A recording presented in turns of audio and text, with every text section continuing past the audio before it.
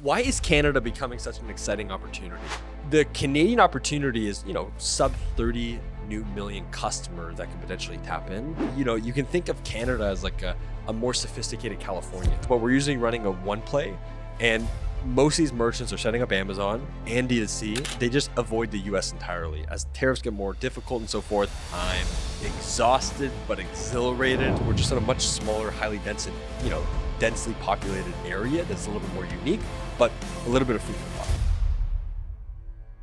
What's going on, everyone? So I just finished my third warehouse tour of the week. I'm exhausted but exhilarated at the same damn time. But I think one of the most exciting things from the tours that I was just hosting, one was a supplement brand, one was a pet brand, and then I had another call with this really large jewelry brand in the US, all talking about Canada. And I'm seeing this trend. I'm in our Toronto office and our HQ. And so I've been seeing this trend of just the explosiveness of brands talking about international. I'm seeing teams now focus on international. I'm seeing a whole energy towards the international markets like Canada and UK and Europe and Mexico. And so what I really wanted to break down with this is that, we've expanded hundreds of merchants across the border.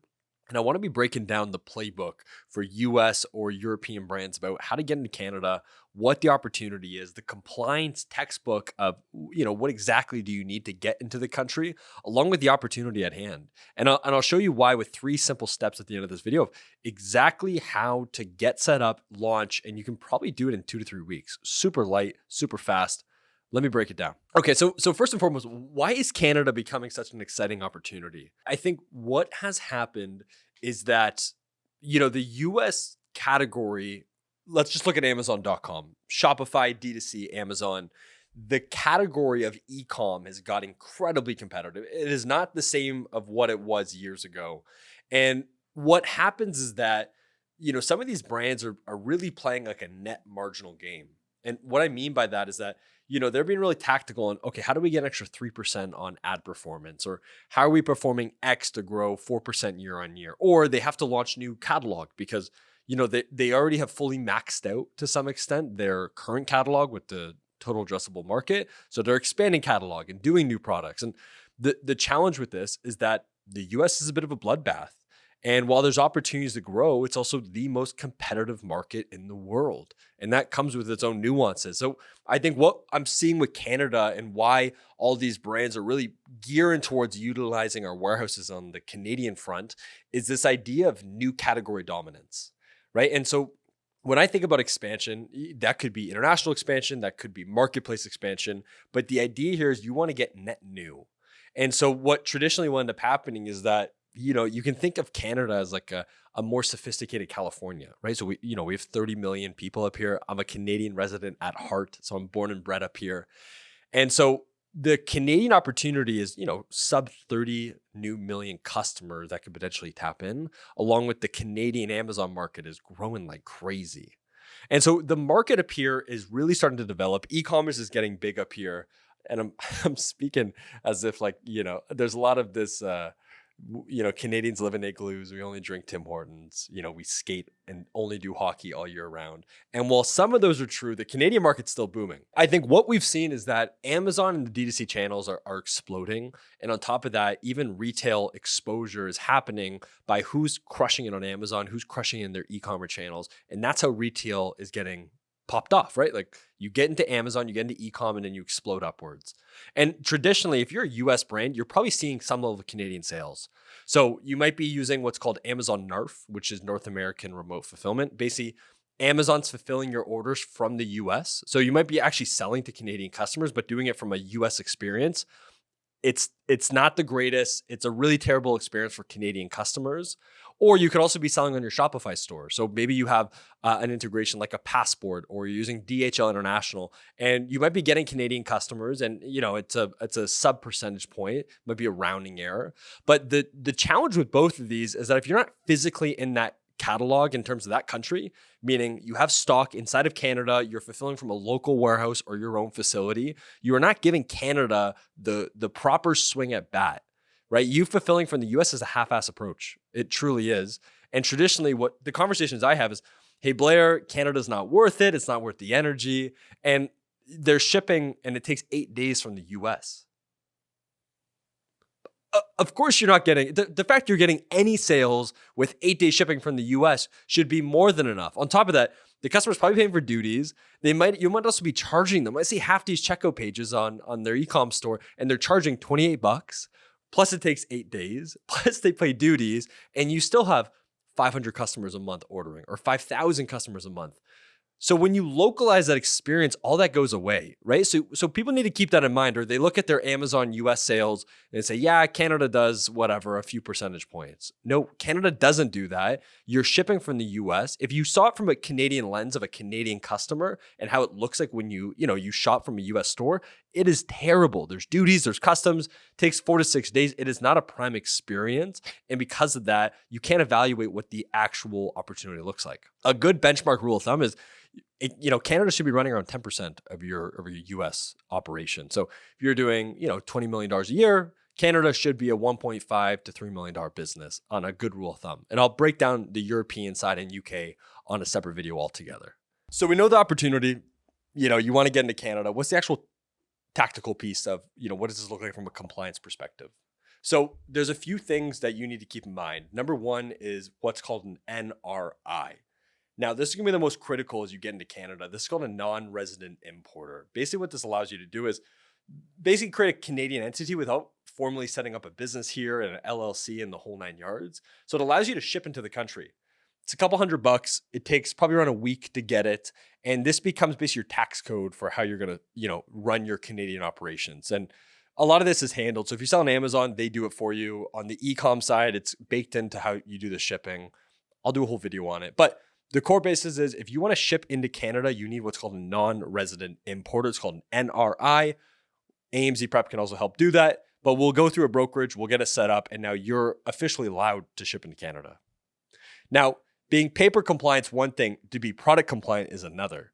So depending on your packaging type, there's some products that are going to get, call it red flagged, right? So think of things that can go either on you or in you is a great rule of thumb. So things like topicals, food, some supplements, these have to get approved by what's called the Canadian Health, right? So think of it like FBA, very similar, but for the Canadian side.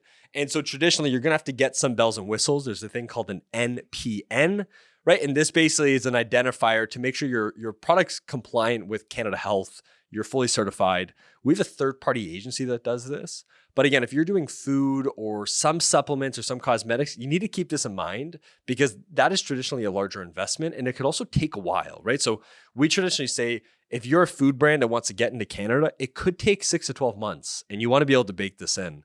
Now, if you're a traditional, maybe you sell couches or jewelry or clothing or anything that's not going on you or in you, your setup time to Canada could be 2 weeks, maybe faster than that. So it can be a very specific lift, but that's why you got to talk to experts about it because depending on the category, it could be a little bit more difficult and a bigger investment, but you're adding 10% to your revenue, right? That's kind of the opportunity at hand. So if you do $30 million, $50 million a year, is that 6 months and maybe you got to bring someone in to start managing it? Is that worth the extra couple $1 million in revenue, right? What's that mean from an EBITDA? What's that mean on new retail exposure, on the new customers you're going to acquire, the brand marketing? It's not a black and white calculation, but these are things you have to keep in mind and put into the mathematical equation of if Canada's a good fit. And there's other challenges. So for example, one of the things you have to keep in mind when you're shipping in is bilingual packaging. So it's a gray area. Bring it to our team. It's a little bit case by case, but specific products and supplements and so forth, they need bilingual. Now, some brands actually just put like a sticker. So they'll put a label or they'll put an insert inside of the package that has French packaging. Amazon's a little bit more flexible, but if you're selling it to retail and that's where they're really going to start being stringent on it. Our facilities are all like Canada Health compliant, so we will help with all the checks and balances on the Canadian front. But there is bilingual packaging you have to keep in mind. And when you're shipping into the countries, there's duties and you have to pay import fees. But on the basis points, there's only a couple of key things. You need to get an NRI. You have to make sure that it's approved to ship into Canada, which we can do a quick check. And if it's not going on you or in you, if you sell camera stands or, you sell pillowcases, It's fine. You'll be able to basically ship in the second you get your NRI. And then the last thing is just to make sure that you have the bilingual packaging. You got to make sure you're compliant at the end of the day. But we'll walk you through exactly what that looks like. Strategy at play. We got approved. You got your NRI. You're ready to get into the Canadian market. Traditionally, what we like to say is that most merchants that we're talking to, they have a level of Amazon plus D2C plus B2B. So they're real omni-channel brands. Now, we like to think of this as like a crawl, walk, run. So traditionally, what will happen is that if you can get an NRI, we can get approved in a week or two. We will use stock from your US warehouse, or you guys might be, the brand might be using us on our US facilities. We have warehouses across the country, and we will be shipping directly in. So this is our direct approach. This is usually for the first shipment. So for example, we're just launching this new pet brand, massive in the US. They do 100 million plus. You probably know them well if you have a dog. It's no more hints after that. But we're doing leg 1 and then leg 2. So phase 1 is we're going to ship directly. They have their own manufacturer in Colorado. We're going to ship directly from Colorado to our hub. We're going to bulk store at our facility. And then we're going to be injecting into Amazon, and we'll be injecting and fulfilling for D2C. And they're going to be launching into retail like the Petco's, and there's a Pet Value and all these other retailers up here afterwards, but they're going e-com and Amazon first. So phase 1, they're going to ship directly to our Canadian warehouse, Toronto and Vancouver. But then phase 2 is that because all the challenges with Trump tariffs, we're going to be shipping directly internationally because we don't even want it to touch the US. There's a thing called the duty drawback, which can actually, because you're going to be basically shipping to the US and shipping into Canada, there's a way to actually get that back.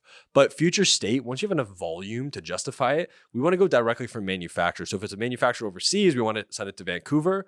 And then if it's coming from manufacturer, or you have a 3PL, already have stocks in the US, we'll ship it directly to our warehouse. We'll set up the bin locations for eCommerce, FBM, anywhere else you might sell in a marketplace or like a physical pick, pack, and shipping. And then we'll also be bulk replenishing Amazon directly.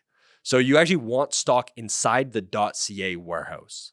Now, just a quick note is that if you think about the Amazon.com versus .ca, if you're using NARF, which is North American Remote Fulfillment, stay with me here, and you're fulfilling to Canada, you can find that data inside of your Amazon account, and it's usually going to be maybe 2 to 3% of what your US is. And so we usually see like $10,000 a month, $100,000 a month. We don't see many multi-million NARF accounts. It's just bad for Canada for like a Canadian experience, and it's a very slow shipping time. When you switch that, so say you do $10,000 a month in North American remote sales, so it means someone from Canada is buying from the US. When you flip that to .ca, it's usually an 8 to 10x lift. You heard that right, 8 to 10x. Which means if you're doing 10,000, and this is Amazon data, so this isn't just AMZ saying this is Amazon, is that 10,000 is a rolling, 60 to 100, let's just say to give it a range. But 80,000 is the actual textbook, 8 times the lift. So if you're doing $100,000 a month, that can get to $800,000 a month. These are big numbers, right? And that can have huge impact. That's because you're creating a better experience. And if you think about that, and that's the data from Amazon, think about that does for your Shopify store. Right? That 2-day, 3-day shipping experience is going to be a game changer versus this 8 days plus tariffs, and the parcel gets stuck at the border, and all the headaches you have to deal with. The other question we get often is about inventory locations. Now, Canada, you can think of it as the population of California, give or take. And because of that, does it actually make sense to split stock between 2 facilities? So it depends, right? So some of our merchants, because they're sending internationally, want to use our Vancouver warehouse. You can think, right? 90% of the country lives within, it's like a few 100-kilometer radius of the border, right? And that is segregated into basically 3 areas: Vancouver, Toronto, and then Montreal. That's where a lot of the population will sit. And it's very highly densely. So think of these locations almost like as New York and LA. Very, very similar. They look like it, they feel like it. And because of that, the population is very dense. So traditionally in the US, we might split stock against 2, 3, 4, 5 facilities, depending on the size.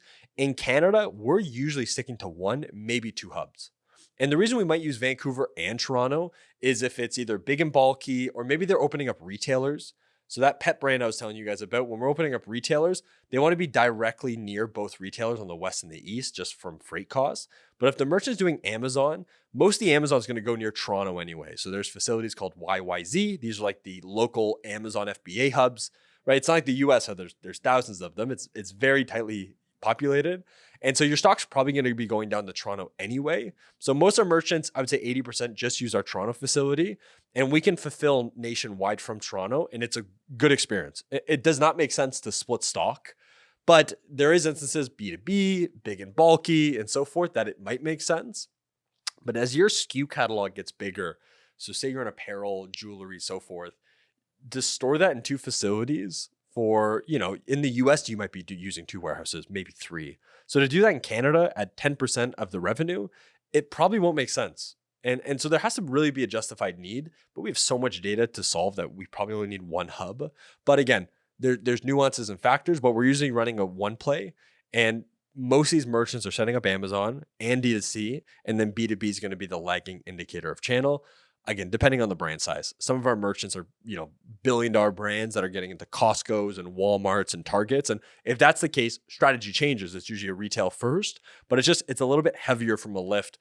Retailers are probably buying product directly. So it really each of your own, but that's what we've traditionally seen work best. Now, we do see some brands that actually just ship directly to Amazon.ca. So say they are, a majority Amazon merchant versus an omni-channel, is that we do see some instances where they might just ship from one of our US warehouses. So they might store with us near the border, maybe Pennsylvania, Seattle, Colorado, something along those lines. And we're shipping directly to an Amazon hub. And so if they're an Amazon only, that's not a bad solution, right? Because then we're just shipping directly. You don't even have to store it at one of our facilities. But I think where it gets a little more challenging is that if the merchant is considering, one, expanding to other channels, so their D2C, their retail, whatever it might be, that's going to pose a challenge. Just it's easier to set it up once. Or if they don't have the inventory limits, right? So if we need to optimize for inbound flow, we don't want to send it all the way from Colorado, because then we're going to have to bring it across the border, deal with brokerage and tariffs and import fees and duties and paperwork, and do that every single week, because we're going to have to send these smaller shipments because Amazon's not allowing you to just bulk store at their facility.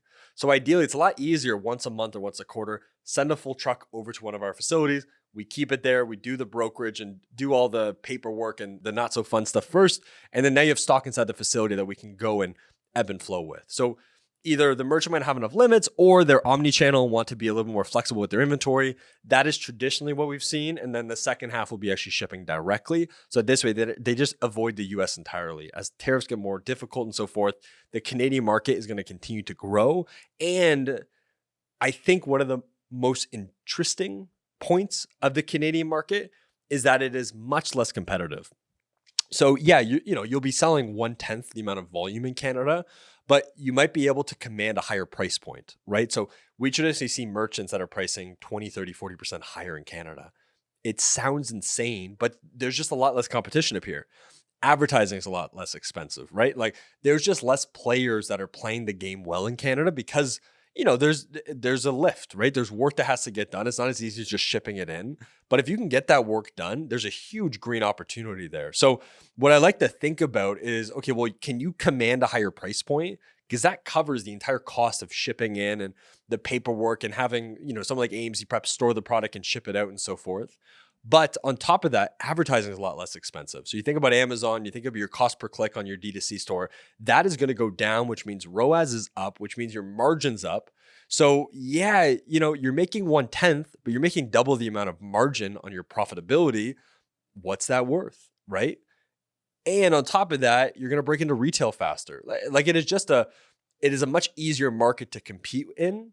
And so we've even seen some of the best brands start with Canada, right? So they launch a couple catalogs here and then break it in because it's such a fast and ever changing. But we operate like the US. We're just in a much smaller, highly densely populated area that's a little bit more unique, but a little bit of food for thought. That's the checklist to get in, right? So NRI, paperwork, make sure you get the bilingual packaging, talk to our team. We'll figure it out. Like this stuff isn't difficult. Setup is as fast as 2 weeks, I would say, is a good rule of thumb if you're a non-food, cosmetics compliant brand. If so, it might be very easy. It might take a little bit while and you need a little bit more paperwork and labels in place. Again, we can walk you through that. But you get NRI, you get the lift. You can do a 2-pronged inventory model, send directly from the US as phase 1, and then phase 2, do an international, if your supplier's internationally, directly to one of the facilities. So that's the playbook. And how can you conquer an extra 10% of revenue on your top line is the goal and the name of the game here, while also making sure that you have a great margin to be able to perform with it.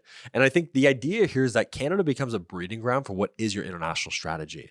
When I talk to merchants at a high level, I speak to multi-billion-dollar firms, the Fortune 100s, all the way down to small businesses here locally, is that the international play at full scale should be taking up close to 50% of your revenue. And, I would pose a question for most of the listeners and the brands that listen to this and the operators is, what's that percentage now? And I have a good feeling it's less than 10%. And you think about the international catalog, Germany, UK, right? You got Canada, you have Mexico, Brazil's growing like crazy. It is very, very fruitful, but it is absolutely not easy.